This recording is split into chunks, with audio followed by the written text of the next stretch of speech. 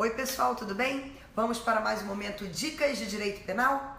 Hoje vamos continuar o estudo das normas penais. O que é uma norma penal incompleta ou imperfeita, conhecida também como secundariamente remetida ou norma penal em branco inversa ou ao avesso? Você sabe? Até para se assustar, né? São denominações diferentes dadas por diversos autores, mas que têm o mesmo significado da norma penal. Pois bem, a norma penal imperfeita é aquela em que se descreve normalmente o preceito primário, mas quanto ao preceito secundário, o legislador remete a outro texto de lei. Por isso que é conhecido como norma penal imperfeita ou incompleta, porque ao invés de trazer o preceito primário e secundário descrito pelo legislador, ele remete o leitor, no preceito secundário, a outro texto de lei. Tem como exemplo de norma penal imperfeita o artigo 1º da Lei 2889 de 56, a Lei de Genocídio. Vai lá, abre a lei para a gente examinar. O artigo 1º, letra A, está prevendo que destruir total ou parcialmente grupo étnico, nacional, racial, religioso, matando membros do grupo, é crime. É crime de genocídio. Mas qual é a pena que eu vou cominar esse crime de genocídio? Aí lá o preceito secundário, ele me remete ao artigo 121, parágrafo 2º do Código Penal. Quer ver outro exemplo? O artigo 53 do Decreto-Lei 6259 de 44. Está lá escrito que a pena cominada a essa contravenção penal é a pena cominada para o crime de estelionato, 171 do Código Penal. Agora eu quero conversar com vocês sobre o concurso ou conflito aparente de normas penais. O conflito aparente de normas é aquele caso em que, diante de uma conduta praticada pelo agente, a gente tem a noção... Olha o gato aqui me atrapalhando, gente. Olha. Vou tentar gravar sem ele. O conflito aparente de normas é aquele em que, diante da conduta praticada pelo agente, aparentemente, duas ou mais normas penais parecem que podem ser aplicadas ao caso concreto. Resolva esse conflito aparente de normas aplicando princípios. Pode ser o princípio da especialidade, ou o princípio da subsidiariedade, ou o princípio da consunção, ou o princípio da alternatividade. O princípio da especialidade, que é o princípio mais facilzinho de todos, é aquele que te ensina o seguinte: a norma especial prevalece sobre a norma geral. Por exemplo, homicídio e infanticídio. Tanto no homicídio como no infanticídio, a pessoa quer o quê? Matar alguém. Só que o infanticídio, ele é mais específico que o homicídio. Por quê? No infanticídio, a pessoa tem que matar em estado puerperal o próprio filho durante o parto ou logo após este.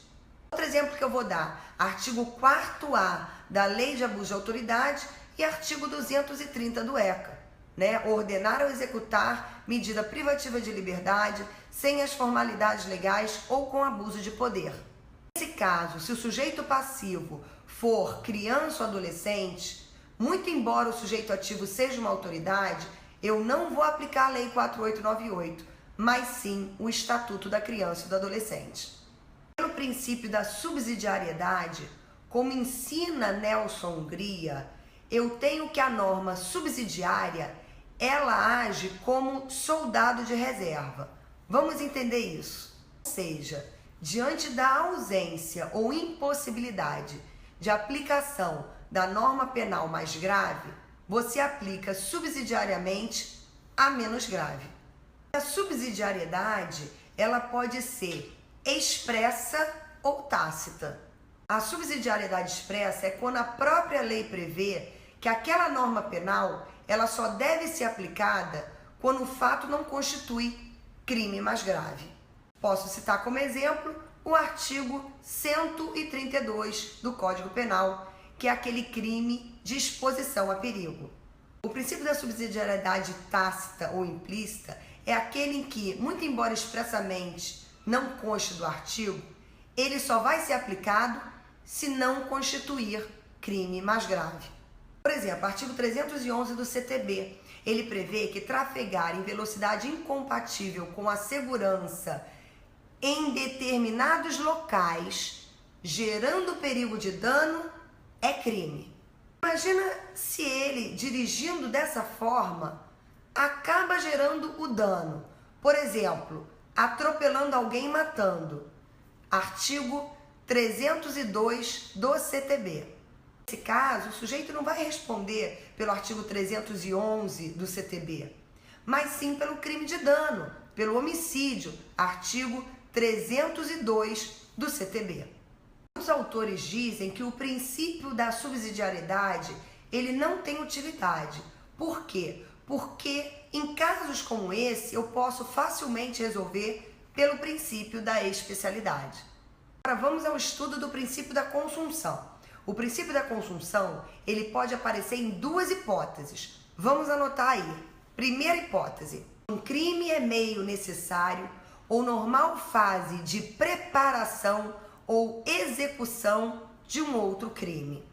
Vamos aos exemplos. Por exemplo, a consumação absorve a tentativa. O homicídio absorve uma lesão corporal. Uma lesão corporal absorve um crime de perigo. Furto em casa habitada absorve qual crime? O crime de violação de domicílio. A segunda hipótese de princípio da consunção são naqueles casos de antefato impunível e pós-fato impunível. E por fim, o quarto princípio seria o princípio da alternatividade. Os autores dizem que, a rigor, esse princípio ele não vem para resolver conflito aparente de normas. Porque no princípio da alternatividade, na verdade, rimou, né? Eu não estou diante de duas normas penais, mas de uma norma penal única. Uma norma penal única que descreve vários núcleos do tipo crimes plurinucleares, né? Crimes de ação múltipla ou variada.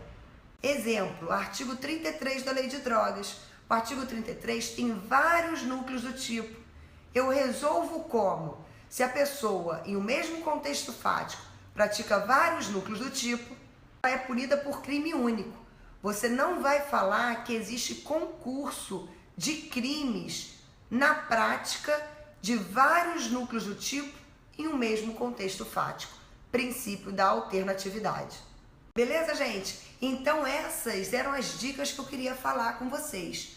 Amanhã a gente continua e conversa mais. Super beijo!